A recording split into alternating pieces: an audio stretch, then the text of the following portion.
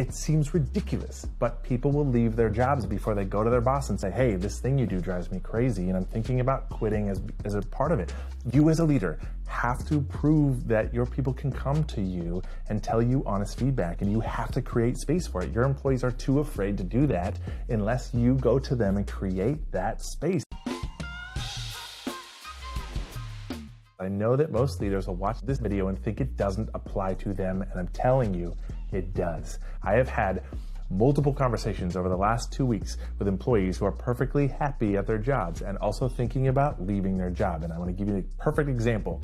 So I have a friend who works for this company. They love their company. They love the mission and the work that the company does.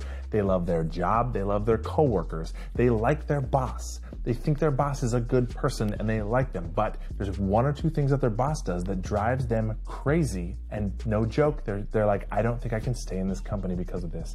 And I'll tell you what it is. They'll get a project from their boss, go and spend a week and work on it, and then come back. And their boss, like every single time, and like this under the like COVID stuff is like exacerbated because they're remote. The boss is like, oh, we can't use this name because it's used here, and we can't have this thing, and da da da da, and like only negative critical feedback. No acknowledgement of this entire week's worth of time and effort and like above and beyond effort that they put into this. It's only critical feedback. And you're like, no big deal. After 2 years, they're worn down about it, and they can guarantee this is the only way that their boss never acknowledges something positive that they do. And like they're thinking about quitting. And you might be like, well, it's on them to tell their boss. It might be, but the truth is this is how employees are. They're afraid to have these conversations with their leaders because they're afraid it will damage their relationship. They'll get fired, or they'll get in trouble, right? Or their boss will make their job miserable, or they'll prevent them from opportunities in the future. And it seems ridiculous, but people will leave their jobs before they go to their boss and say, hey, this thing you do drives me crazy and I'm thinking about quitting as a part of it.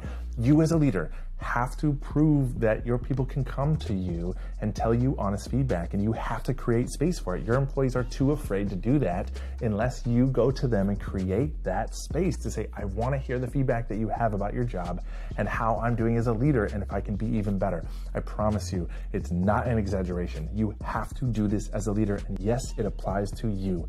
Go and ask, how am I doing? Is there any way I can show up even better for you? Tell me the things that you think that you are afraid to tell me. I want to hear them, and prove that that is a safe place to do and that they can trust you and that you actually care.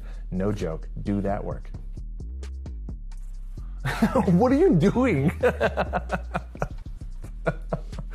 For the record, Jay was not back there holding the light. You're a jokester. All right.